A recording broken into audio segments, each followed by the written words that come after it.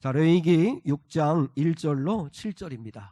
구약성경 레위기 6장 1절로 7절 말씀입니다. 우리 한 절씩 하나님 말씀을 받들어 읽겠습니다.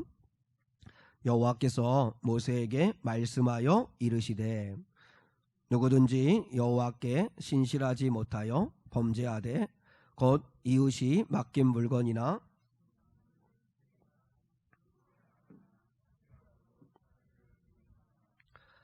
남의 잃은 물건을 줍고도 사실을 부인하여 거짓 맹세하는 등 사람이 이 모든 일 중에 하나라도 행하여 범죄하면 이는 죄를 범하였고 죄가 있는 자니 그 훔친 것이나 착취한 것이나 맡은 것이나 잃은 물건을 주운 것이나 그 거짓 맹세한 모든 물건을 돌려보내되 곧 그 본래 물건의 5분의 1을 더하여 돌려보낼 것이니 그 죄가 드러나는 날에 그 임자에게 줄 것이요 그는 또 그 속건 제물을 여호와께 가져갈지니 곧 내가 지정한 가치대로 양떼 중 흠 없는 수양을 속건 제물을 위하여 제사장에게로 끌고 갈 것이요 7절 같이요. 제사장은 여호와 앞에서 그를 위하여 속죄한즉 그는 무슨 허물이든지 사함을 받으리라. 아멘. 아멘. 교회를 살리는 길 네 번째, 우리 속건제를 드리자라고 하는 제목으로 함께 말씀을 나누기를 원합니다. 한국교회 초창기 때에는 지금의 한국교회와는 위상이 전혀 달랐습니다. 초창기 때 한국교회는 숫자는 적었지만 그러나 세상 사람들로부터 인정받고 존경받았습니다. 저는 예수 믿는 사람입니다. 저는 장로입니다. 저는 권사입니다. 라고 하면 그게 확실한 담보가 되었습니다. 그래서 세상 사람들은 믿을만 하겠네. 남 해코지는 하지 않겠네. 성실하겠네. 진실하겠네. 이렇게 인정해 주었습니다. 교회는 가난했지만 교인들은 인정을 받았고 큰 교회 건물은 없었지만 영광은 있었습니다. 그런데 작금의 우리 한국교회의 현실을 바라보면 전혀 그렇지 않은 것 같습니다. 저 자신이나 또 아마 많은 우리 교인들이나 또 세상 사람들이 생각할 때 오늘날의 교인들은 어떻다고 생각하죠? 진실하지 않다. 성실하지 않다. 너무나 이기적이다. 조금만 자기에게 손해가 되면 불같이 화를 내고 그리고 집단 이기주의에 사로잡혀 있다. 불리하면 거짓말을 한다. 세상을 너무 사랑한다. 이게 오늘날 교인들의 현 주소가 아닌가 하는 생각을 하게 됩니다. 한국교회 초창기 때에는 교인들이 서양 사람들과 너무나 달랐습니다. 그래서 인정받았고 그래서 사랑받았습니다. 근데 얼마 지나지 않아서 세상 사람들이 이렇게 교회를 향해 말을 했습니다. 세상이나 교회나 똑같네. 교회 다니는 사람들이나 세상 사람들이나 별반 다를 게 없네. 그렇게 이야기했습니다. 근데 현실은 어떻습니까? 지금은 어떠냐면 세상 사람들이 얘기합니다. 교회가 세상보다 못하네. 세상보다 못하다고 이야기하는 지경이 되었습니다. 예전에는 기독교에 대해서 무관심했다면 지금은 혐오하는 단계가 되었다고 이야기를 합니다. 이렇게 가다가는 이제 일부 극렬한 사람들은 교회를 향해서 테러를 자행할 수도 있지 않을까 이렇게 내다보기도 합니다. 자, 여러분, 이게 오늘날 우리 한국 교회의 현실이고 또 현 주소라고 하는 것이죠. 제가 이렇게 신약성경을 쭉 읽다가 고린도전서 5장의 말씀을 읽었습니다. 사실 이렇게 성경을 읽으면 그 성경을 그러니까 고린도 교회에 보낸 편지인데 사도 바울이 썼는데 그 사도 바울의 감정이 잘 안 나타나는데 사실 고린도전서는 사도 바울이 극도로 분노하여 호통치는 그런 내용이에요. 특히 5장에 와가지고 더욱더 그렇습니다. 여러분, 교회를 세우는 목적이 뭐죠? 이 세상 속에다가 교회를 세우는 목적이 뭐예요? 그러니까 산남동 이 땅에 미륵교회를 세우는 이유가 뭐죠? 그 땅에 살아가는 죄인들을 불러 회개시켜 예수 믿게 하고 거듭나게 해서 남은 인생을 그리스도를 따라가는 사람들이 되게 하게 하기 위하여 교회를 세운 거죠. 동의하시죠? 교회는 죄인을 불러서 예수님을 믿게 하고 새 사람 되어 거듭나게 해서 그리스도를 닮은 사람, 그리스도를 따라가는 사람, 그리스도인이 되게 하는 거, 그게 교회의 사명입니다. 그러면 사도 바울이 음란하기로 소문난 고린도라고 하는 도시에 고린도 교회를 세울 때에도 똑같은 기대감을 가지고 세운 거죠. 죄인들, 고린도 도시에 살아가는 죄인들을 불러 회개시켜 구원하여 새 삶을 살게 하기 위하여 사도 바울은 고린도 교회를 세웠습니다. 그런데 고린도 전서 5장에 보면 바울이 대노합니다. 극도로 분노하여 고린도 교회를 향하여 책망하는 내용이 나와 있습니다. 이유는 뭐냐면 고린도 교회의 교인이 세상 고린도 도시의 사람들보다도 더 못하다는 거예요. 너희들이 더 못하다는 거예요. 이유는 뭐냐면 그럼 여러분, 교인들이 믿지 않은 사람들을 찾아가서 그들을 불러 회개시켜 구원하려면 우리에게 필요한 실력이 뭐죠? 높은 도덕성. 그거를 우리 기독교는 거룩함이라고 합니다. 그러면 먼저 믿는 교인들이 거룩해야 되죠. 그리고 성령의 능력이 있어야 되죠. 그래서 저들을 주께로 인도할 수 있어야 되잖아요. 그런데 고린도 교회의 성도들은 그 거룩함을 잃어버렸다는 거예요. 무슨 일이 있었냐면 그 음란하기 짝이 없는 고린도 도시의 사람들도 하지 않는 아버지의 여자인 계모와 동거를 하고 동침을 하고 음란한 삶을 사는 교인들이 있었다는 거예요. 근데 사도 바울이 고린도 교회를 향해 가지고 호통을 치면서 화를 내는 이유는 뭐냐면 너희들에게 거룩 불감증이 있다는 거예요. 거룩 불감증. 도덕 불감증을 넘어가지고 우리 예수 믿는 사람들은 거룩 불감증이 있으면 안 되는데 거룩함에 대한 의식이 없다는 거예요. 그러면서 바울이 이야기하는 게 고린도전서 5장 1절로 2절에 있습니다. 우리 주보에 나와 있는데 우리말 성경으로 적어 놓았습니다. 같이 한번 읽으시죠. 시작. 심지어 여러분 가운데 음행이 있다는 소문이 들립니다.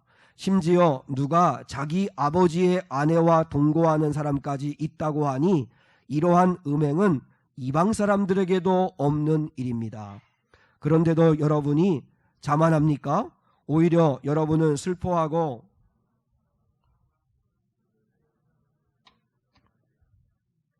바울은 지금 이렇게 얘기하는 거예요. 물론 우리말 성경은 부드럽게 해석해 놓았지만 번역해 놓았지만 너희들은 왜 슬퍼하고 마음 아파하지 않느냐? 지금 교회가 세상보다도 못한 것에 대해서 왜 분통해하지를 않느냐? 왜 회개하고 왜 애통해하지 않느냐? 이렇게 바울이 지금 고린도 교회를 향해서 호통을 치는 겁니다. 왜냐하면 고린도 도시 사람들도 믿지 않는 사람들도 하지 않는 자기의 그 새엄마하고 그런 음란한 행동을 버젓이 저지르는 교인이 교회 안에 있었다는 거예요. 근데 더 심각한 건 그 고린도 교회 성도들이 그런 교인들을 그냥 내버려 두었다는 거예요. 자기하고 무슨 친분 관계가 있는지 이해관계가 있는지 아니면 말한다고 회개하겠어? 말하면 교회만 떠나가고 사람만 잃지. 그래서 그냥 적당하게 덮어두었는지는 모르겠지만 그냥 방치한 거예요. 방치. 그래서 사도 바울이 왜 교회의 거룩함을 좀먹고 그리고 그런 세상 사람들도 하지 않는 범죄를 저지르는 그런 사람들을 가만히 내버려두고 또 너희는 왜 그런 현실을 놓고 애통해하지 않냐? 왜 통곡하고 회개하지 않냐? 하면서 바울이 호통을 치는 것입니다. 저는 이 바울의 외침, 이 바울의 호통을 오늘 21세기에 우리 교회를 다니는 저와 여러분이 들어야 한다고 생각합니다. 어찌하여 한국교회가 이 지경이 되었느냐? 왜 너희들은 이 현실 앞에서 애통해하지 않느냐? 한국교회가 이렇게 짓밟히고 무시받고 조롱받고 혐오의 대상이 되는 이런 현실 앞에서 내가 회개할 자인 것처럼 왜 너희는 회개하지 않느냐? 왜 분통 터져 하지 아니하고 왜 애통해하지 않느냐? 이렇게 화내라는 얘기가 아니잖아요. 하나님 아버지 앞에 왜 회개하지 않느냐고. 그 바울의 호통의 소리를 우리도 들어야 한다는 것입니다. 이런 생각들을 하면서 하나님 아버지 앞에 하나님, 그러면 구체적으로 우리 미래교회는 어떻게 하면 되겠습니까? 그리고 또한 목사인 저는 어떻게 해야 되겠습니까? 그리고 우리 성도들은 어떻게 해야 된다고 말씀을 전해야겠습니까? 라고 했을 때 그때 성령 하나님께서 내 마음에, 사실 제가 레위기서를 읽었던 것도 아니에요. 그런데 불현듯 무슨 생각이 났냐면 좀 생뚱맞지만 속건제를 드리자 라고 하는 생각이 난 거예요. 속건제 생각이 난 거예요. 그러면 도대체 속건제가 무엇길래 오늘날 이런 정말 참담한 우리 교회의 현실 앞에서 우리가 회개하며 변화될 수 있고, 그리고 조금이나마 교회를 살릴 수 있는 단서를 찾을 수 있는 게 왜 속건제인지 한번 말씀을 좀 나눠보려고 합니다. 하나님이 구약시대 때에 주신 것이 제사죠. 제사. 여러분, 제사를 주신 목적이 뭐죠? 하나님이 구약시대에 제사를 주신 목적이 뭐냐면 하나님과 우리 사람이 화해의 길을 열어놓으신 것입니다. 그러면 하나님과 우리 사이에 자꾸 관계가 깨지고 사이가 나빠지는 건 뭐 때문이죠? 하나님과 우리 인간의 사이가 깨지고 관계가 나빠지는 건 뭐 때문이죠? 죄 때문입니다. 죄 때문에. 그 죄가 하나님과 우리 사이를 가로막고 있는 거죠. 그러면 우리 사람 편에서 그 죄 문제를 해결해야 하나님께 나갈 수가 있고 하나님의 은혜를 받을 수 있고 하나님의 구원을 받을 수 있는 거죠. 그래서 그 죄를 씻는 행위가 바로 제사입니다. 제사. 물론 오늘날 신약시대를 살아가는 우리 성도들은 짐승을 잡아서 피를 쏟는 제사를 드릴 필요는 없습니다. 왜냐하면 예수님이 단번에 영원한 제물이 되어 주셨기 때문입니다. 속죄 제물이 되어 주시고 화목 제물 되어 주셨기 때문에 이제 예수의 이름으로 하나님 앞에 누구든지 나갈 수 있게 되었습니다. 그 말씀이 히브리서 9장 12절입니다. 자, 주보에 나와 있는데 같이 한번 보겠습니다. 시작. 염소와 송아지의 피로 하지 아니하고 오직 자기의 피로 영원한 속죄를 이루사 단번에 성소에 들어가셨느니라. 더 이상은 염소나 송아지의 피로 할 필요가 없다. 제사로 나갈 필요가 없다. 예수의 피로 영원한 속죄를 이루어 주셨다. 그러므로 그분은 단번에 성소에 들어가셨기 때문에 예수의 이름으로 우리도 담대하게 하나님 앞에 다 나갈 수 있게 되었다. 그래서 하나님이 우리를 초대하십니다. 히브리서 4장 16절 시작. 그러므로 우리는 긍휼하심을 받고 때를 따라 돕는 은혜를 얻기 위하여 은혜의 보좌 앞에 담대히 나아갈 것이니라. 아멘이시죠? 여러분, 신약시대에는 제사 드리는 것이 아니라 예배 드리는 것입니다. 예배가 뭐죠? 하나님, 예수님, 성령 하나님이 하신 일을 찬양하고, 그리고 그분 앞에 나아가 나의 허물과 죄를 회개하고, 그리고 그분 앞에 감사하고, 그리고 그분의 뜻이 무엇인가를 설교를 통해 듣고 그 말씀대로 살겠습니다 하고 결단하는 시간이 바로 예배입니다.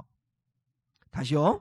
하나님 앞에 나와서 성부, 성자, 성령 하나님을 찬양하고 그분이 행하시는 일을 찬양하고 그분 앞에 회개하고 그분께 감사하고 그분의 뜻이 무엇인가를 듣고 그리고 삶 속에 나아가서 그분의 뜻대로 살아가게 되는 것, 그것을 결단하는 시간, 그게 바로 예배입니다. 예배. 그래서 우리는 예배하는 거죠. 예배. 하나님의 긍휼하심을 받고 때를 따라 돕는 은혜를 얻기 위해서 은혜의 보좌 앞으로 담대히 나오라, 이렇게 말씀하여 주고 있다는 것입니다. 물론 오늘날은 구약의 시대처럼 제사를 드리지는 않아요. 그럼에도 불구하고 제사 정신은 우리에게 살아 있어야 한다고 생각합니다. 구약 시대 때의 제사는 5가지입니다. 여러분 참고로 좀 알면 좋겠는데, 제일 첫 번째가 번제죠. 그리고 곡물을 태워드리는 제사가 소제입니다. 여러분 주보에 있죠, 그죠?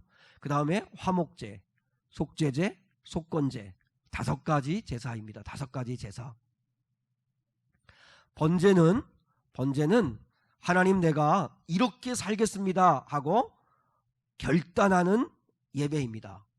하나님 앞에 희생과 헌신을 결단하여 드리는 제사, 그게 짐승으로 드리는 제사를 번제라고 하고 곡식으로 드리는 제사를 소제라고 이야기합니다. 그리고 하나님께 감사해서 하나님 아버지 앞에 서원할 일이 있어서, 그리고 하나님 아버지 앞에 자원하여 드리는 감사 제사가 화목제입니다. 화목제. 화목제는 참 이름조차 좋잖아요, 그죠? 그리고 하나님 아버지 앞에 나가서 나의 죄를 씻기 위하여 드리는 제사가, 죄를 씻기 위하여 드리는 제사가 2가지인데, 속죄제가 있고 속건제가 있습니다. 속죄제가 있고 속건제가 있습니다. 자, 여러분 잘 저를 좀 보시고, 또 주보를 잘 보시고, 그 죄를 씻는 제사가 속죄제와 속건제 2가지인데, 속죄제는 하나님과 나 사이에 하나님 아버지 앞에 내가 지은 죄를 나아가 예배하고 제사함으로 인하여 죄를 씻는 것입니다. 그냥 그것으로 끝입니다. 그러면 속죄제만 있으면 되는데 하나님은 마지막에 속건제를 드리라고 말씀을 하세요. 그러면 속건제 안에는 속죄제의 의미가 있어요. 하나님과 나 사이에 지은 죄를 씻음받기 위하여 나아가 드리는 제사, 그게 속죄제인데, 속죄제의 의미가 있는데 여기에 하나 더 추가해야 되는 게 그게 속건제입니다. 그러니까 속건제는 뭐냐면, 내가 고의적이든 고의적이 않든 실수든 어떻든 간에 사람에게 내가 피해를 입히거나 손해를 끼치거나 상처를 주거나 아픔을 주었을 때는 속건제를 드려야만 된다는 거예요. 그 속건제를 드리는 방법은 하나님께 제사 드리기 전에 먼저 당사자에게 찾아가라는 거예요. 찾아가서 용서를 구하라는 거예요. 용서를 빌고, 그리고 내가 혹시 그에게 손해를 끼친 게 있거나 피해를 준 것이 있다면 물질적으로, 그러면 원금에 플러스 5분의 1, 20%를 더해가지고 그에게 보상을 하라는 거예요. 보상을 하고, 그리고 와서 하나님 앞에 속죄제, 속건제사를 드리면 하나님은 기쁘게 받아주신다는 거예요. 그래서 여러분, 속건제를 다른 이름으로 뭐라고 하냐면 배상제사라고 합니다. 보상제사라고도 합니다. 배상제사, 보상제사라고도 하는 거예요. 왜냐하면 이거는 하나님께만 예배드렸으면 됐어, 그래서 끝내면 안 되고, 사람에게 피해를 주고 사람에게 아픔을 준 문제에 대해서는 반드시 당사자에게 보상을 하라는 거예요. 배상을 해주라는 거예요. 그리고 와서 하나님 앞에 예배를 드리라는 거예요. 21세기 오늘날 우리 성도들이 왜 속건제를 드려야 되는 거죠? 속건제를 드려야 되는 이유는 뭐냐면 하나님께만 잘해서는 안 된다는 거예요. 하나님께는 잘하는데, 근데 정작 사람과의 관계에서는 무례하기 짝이 없고 이기적이기 짝이 없고 자기 멋대로 그렇게 살아가는 삶을 살다 보니까 한국교회가 이렇게 된 게 아닌가 하는 생각을 하는 거예요. 자, 여러분은 본문을 한번 보세요.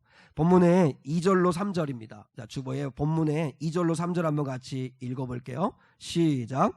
누구든지 여호와께 신실하지 못하여 범죄하되 곧 이웃이 맡긴 물건이나 전당물을 속이거나 도둑질하거나 착취하고도 사실을 부인하거나 남의 잃은 물건을 줍고도 사실을 부인하여 거짓 맹세하는 등 사람이 이 모든 일 중에 하나라도 행하여 범죄하면.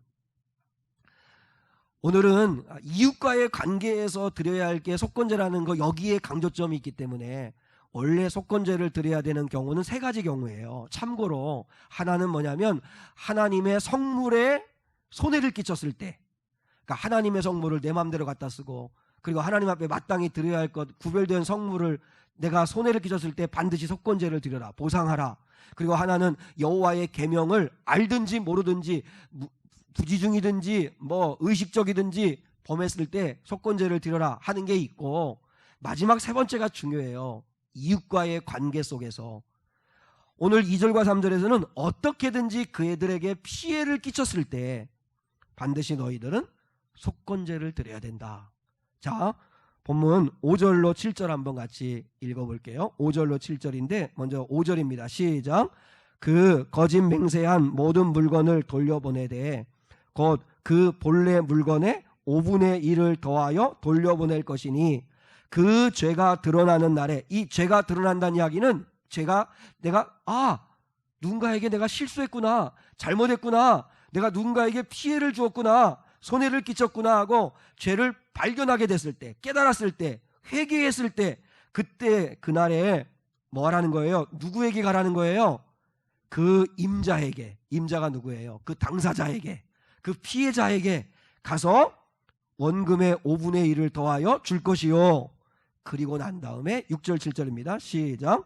그는 또 그 속건 제물을 여호와께 가져갈지니 곧 내가 지정한 가치대로 양떼 중 흠없는 수양을 속건 제물을 위하여 제사장에게로 끌고 갈 것이요. 제사장은 여호와 앞에 그를 위하여 속죄한즉 그는 무슨 허물이든지 사함을 받으리라.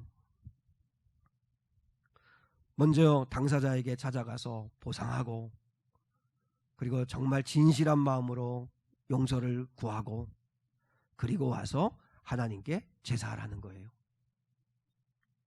저는 이 속건제를 우리가 놓쳤기 때문에 한국교회가 오늘날 혐오의 대상까지 되지 않았을까라는 생각을 조심스럽게 해보는 겁니다. 사람에 대한 보상, 사람에 대한 예의, 사람에 대한 도리를 다하지 못하였기 때문에 세상으로부터 오늘날 교회가 이렇게 비난받고 조롱받고 짓밟히고 있는 게 아닐까 생각하는 것입니다. 그래서 여러분, 세상 사람들은 기독교에게 뭐라고 그래요? 무례한 종교, 막가파식 종교라고까지 이야기해요.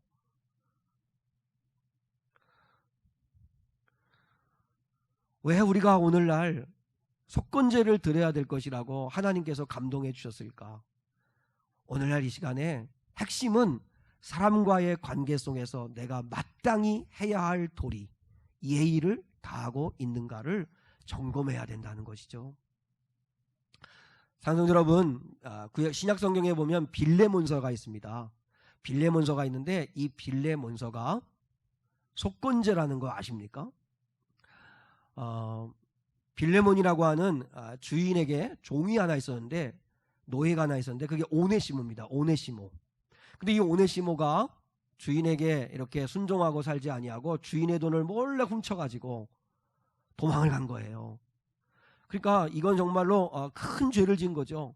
도망을 갔는데 불의한 재물을 훔쳐서, 그러니까 그 재물을 훔쳐서 불의한 방법으로 훔쳐서 도망을 가서 살아가는 그의 삶이 뭐 건강하겠어요? 뭐 탕자 같겠죠. 그러니까 결국은 로마 감옥에 갇혀요. 근데 로마 감옥에 갇히는데 감사하게도 그 로마 감옥에는 누가 갇혀 있었냐면 사도 바울이 갇혀 있었어요.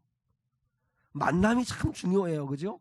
물론 감옥이라 할지라도 그 감옥에서 오네시모가 사도 바울을 만나요. 그래서 사도 바울에게 복음을 들어요. 그래서 오네시모가 자기가 죄인이라는 걸 깨달아요.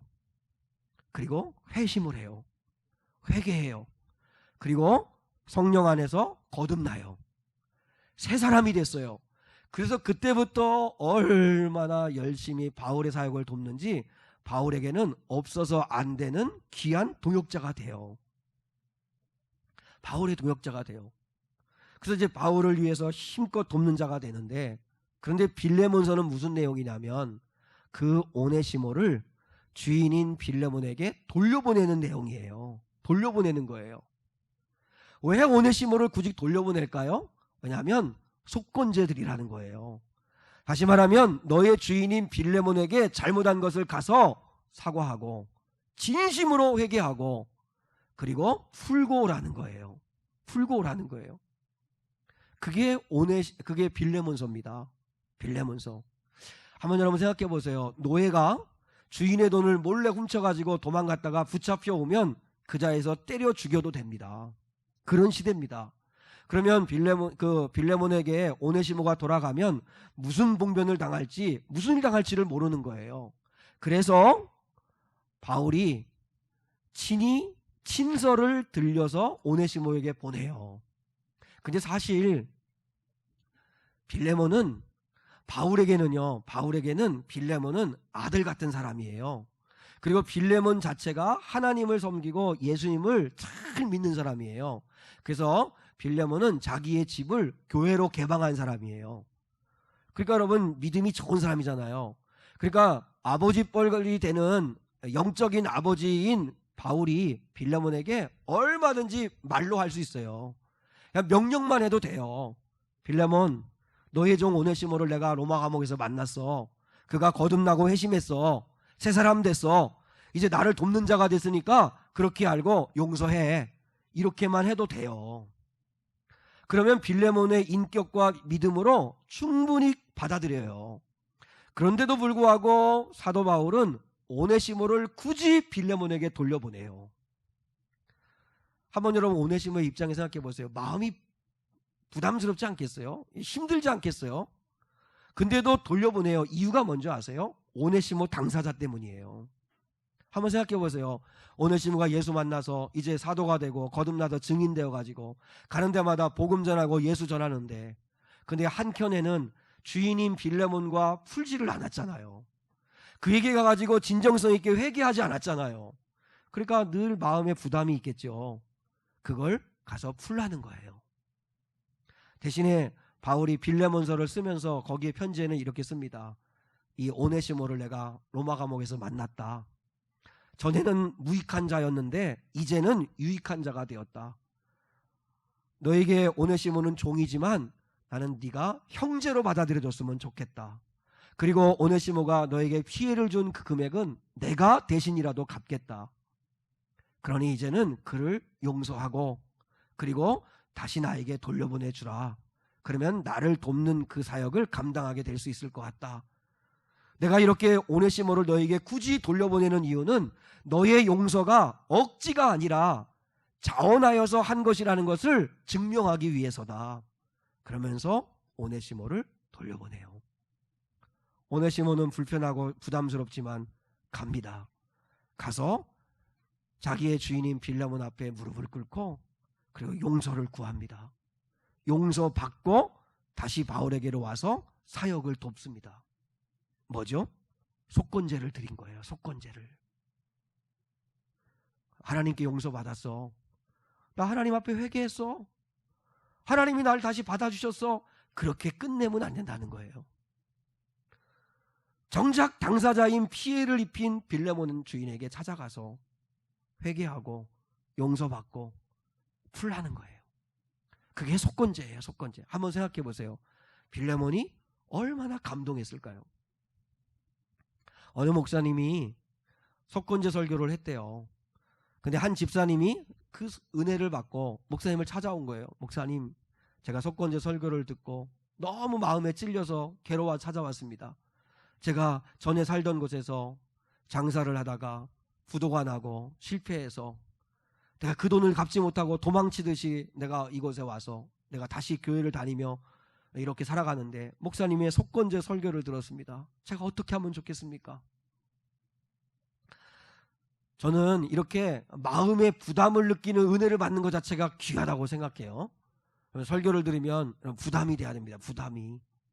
그래서 이 집사님이 어떻게 하면 좋겠습니까? 목사님이 얘기했습니다. 그분들에게 찾아가십시오. 목사님, 저는 갚을 게 없습니다. 5분의 1을 더해가지고 원금의 5분의 1을 더해가지고 갚아야 되는데 갚을 능력이 안 됩니다. 그래도 찾아가십시오. 가서 무릎을 꿇고 내가 당신들에게 정말 잘못했다. 내가 예수님을 믿고 그리고 은혜 받고 생각해 보니까 너무너무 잘못했다. 지금은 내가 도저히 갚을 능력이 안 되지만 갚을 능력이 되었을 때 내가 반드시 갚겠으니 나를 용서해 달라. 가서 빌라고 이야기를 한 거예요. 저들이 용서하지 않으면 어떻게 합니까, 목사님? 뺨을 때리면 뺨이라도 맞으십시오. 그런 각오를 하고 가십시오. 가서 무릎을 꿇고 회개를 하십시오. 그래서 정말 내키지 않죠. 정말 힘들겠죠. 그럼에도 불구하고 이 집사님이 갔어요. 가서 그분들에게 만나서 정말 그분 앞에 무릎을 꿇고 내가 잘못했습니다. 내가 지금은 갚을 능력이 안 되지만 정말 진실로 능력이 된다면 내가 갚겠습니다 하고 자신의 잘못을 인정한 거예요. 근데 감사하게도 뭐 시간도 많이 지났겠지만 그분들이 기꺼이 용서해 주신 거예요. 사랑하는 여러분, 저는 이 이야기를 들으면서 참 그 성도도 귀하지만 그 성도가 어느 날 갑자기 와가지고 아유 저 사람이 제정신이야? 뭐 미친 사람 아니야? 아니 뭐 그 몇 년 전인데도 저렇게 다시 제 발로 찾아와가지고 사과를 하고 그리고 능력이 된다면 갚겠다고 이야기하나? 라고 생각할 수 있지 모르겠지만 그 집사님이 돌아가고 난 다음에 그 피해자들이 생각할 때 얼마나 감동을 받았을까요? 예수 믿는 사람은 다르네. 예수 믿더니 저렇게 되네. 감동하지 않았을까요? 감동하지 않았을까요? 그게 속건제입니다. 속건제. 속건제 하면 삭개오입니다. 삭개오. 삭개오가 예수님을 영접했어요. 예수님을 영접하고 너무 기뻐가지고 구원받고 난 다음에 그가 하는 얘기가 뭐예요? 내 재산의 절반을 떼어 사회에 환원하겠습니다. 구제하는데 쓰겠습니다. 재산의 절반을 떼었어요. 그걸로 끝나지 않았어요. 그 다음에 뭐라고 해요? 속건제를 드리겠다고 말하잖아요. 그리고 내가 부당하게 이익을 얻은 게 있다면 한번 여러분 맞춰보세요. 삭개오는 5분의 1을 원금에 더해가지고 갚겠다고 하지 않냐고 몇 배로 갚겠다고 그러죠? 4배로 갚겠다고 그래요. 4배로. 어느 학자들에 의하면은 그 당시에 속건제를 드릴 때에 보상의 범위가 5분의 1, 20%를 더해서 하는 거에서 많게는 맥시멈이 어디까지냐면 4배로 갚는 데까지 400%, 4배로 갚는 데까지 있었다고 하는데 삭개오는 예수 믿고 너무 좋아가지고 자기에게 부당하게 이익을 취한 게 있으면 4배로 갚겠다고 이야기한 거예요. 한번 생각해 보세요. 어느 날 삭개오가 우리 기훈이에게 찾아왔어요. 내가 당신에게 세금을 내가 10만 원만 내가 걷어야 되는데 근데 내가 그때 20만 원을 걷었다. 내가 10만 원을 내가 부당하게 이익을 취했다. 예수 믿고 나니까 내가 그게 잘못이라는 걸 알게 되었다. 여기 10만 원의 4배 40만 원 여기 있으니 받으시라고. 그리고 저를 용서하시라고. 그렇게 했다는 거예요. 그러면 그 삭개오가 그렇게 하는 모습을 보고 기훈이나 아니면 그 당사자들이 야 저거 제정신이야? 아니 저런 사람이 다 있어? 라고 생각하겠지만 그러나 거기에 깊은 감동을 받겠죠. 삭개오가 정말 기쁜 게 뭔지 아세요? 삭개오가 기쁜 거는 자기 때문에 예수 믿는 사람들이 생기기 시작했다는 거예요. 자기 때문에 감동하는 사람들이 생겼다는 거예요. 삭개오는 가난해졌을 거예요. 재산의 절반은 사회에 환원했죠. 그리고 또한 사기친 거 부당하게 얻은 이익의 4배로 갚는 일들을 사람들 찾아다니면서 했으니 얼마나 가난해졌을까요? 근데 삭개오는 자기 때문에 그리스도가 영광받고 자기 때문에 예수 믿는 사람들이 생기고 자기 때문에 기독교에 대한 생각이 달라지는 사람들을 바라보면서 얼마나 행복했는지 몰라요. 어떻게 아느냐고요? 제가 상상했는데 맞을 것 같아요. 왜냐하면 예수님이 이렇게 얘기했어요. 보라 이 사람도 오늘 아브라함의 자손이 되었도다. 구원받았다고 선포해 주셨어요. 구원받은 삭개오가 약속 안 지켰을까요? 약속 지켰어요. 그래서 삭개오 때문에 예수님께 감동하고 예수님께로 돌아온 사람들이 생겼을 거라고 저는 믿어 의심하지 않습니다.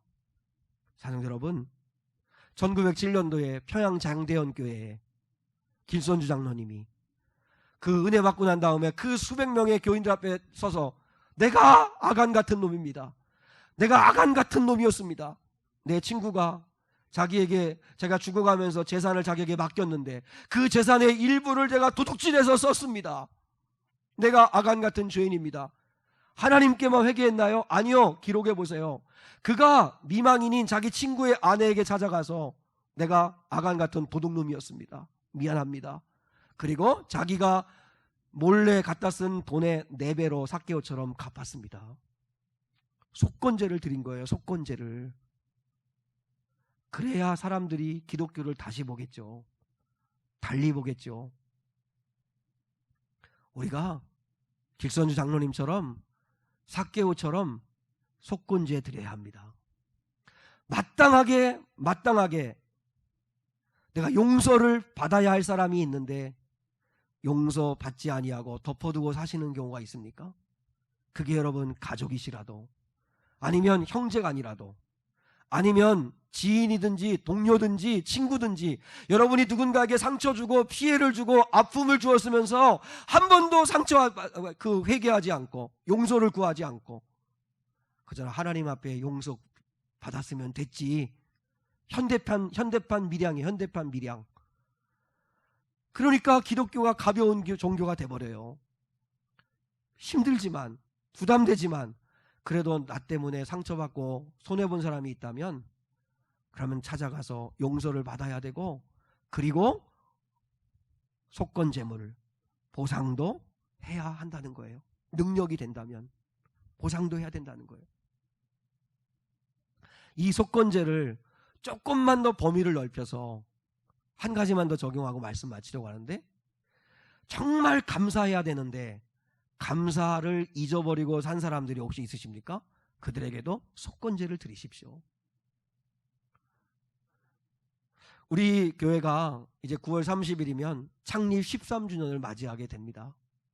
저는 무엇보다도 이렇게 함께 자리를 지키면서, 우리 교회에 13년 되신 분이 있고 10년 되신 분이 있고 뭐 5년 되신 분이 있고 2년 되신 분이 있을 수 있는데, 그래도 아무튼 함께 우리 교회의 자리를 지키며 함께 예배하며 섬겨주시는 성도들에게 저는 제일 감사함을 드립니다.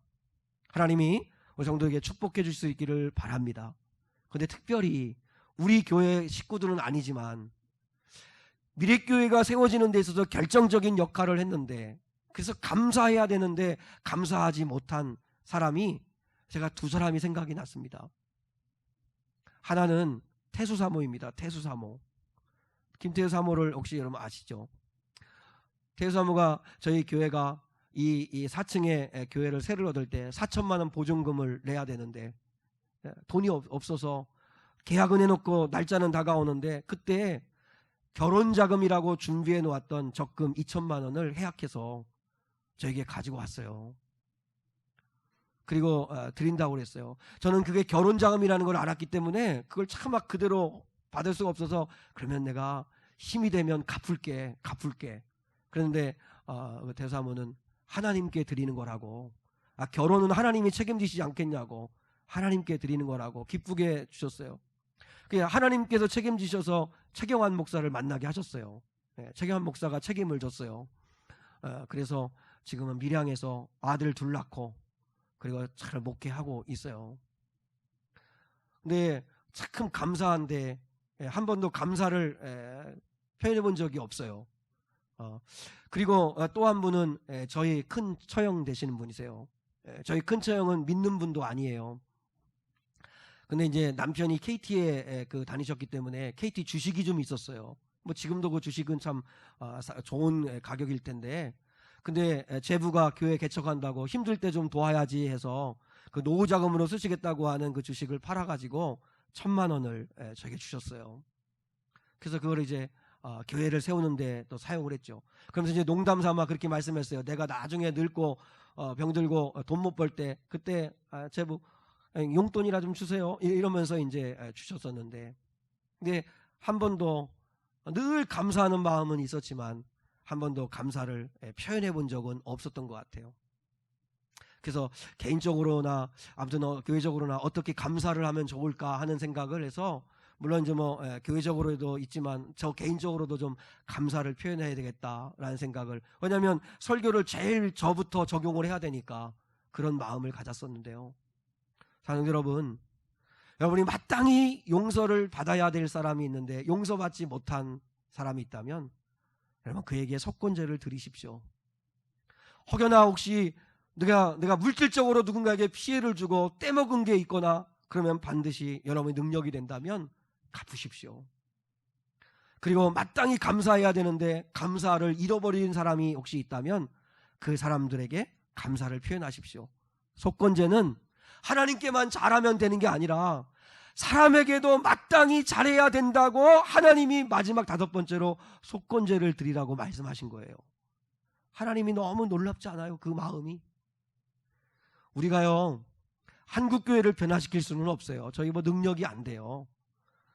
그런데 이미지를 조금이라도 바꿀 수는 있어요. 뭐냐면 저와 여러분이 속건제를 드릴 때 그때 교회에 대한 생각이 조금은 달라지는 사람들이 여러분 주변에 생길 수 있다고 생각합니다. 여러분이 삭개오가 되시고 여러분이 오네시모가 되시고 여러분이 길선주 장로님이 되시고 여러분이 누군가에게 속건제를 드리는 분들이 되셔서 사람에 대한 도리, 사람에 대한 예의, 사람에 대한 마땅한 감사와 용서를 여러분이 행할 때 그때 기독교에 대한 생각이 좀 바뀌고 교회가 조금은 살아나는 가능성이 열릴 거라고 생각합니다. 속건제를 드리는 저와 여러분 될 수 있기를 축복합니다.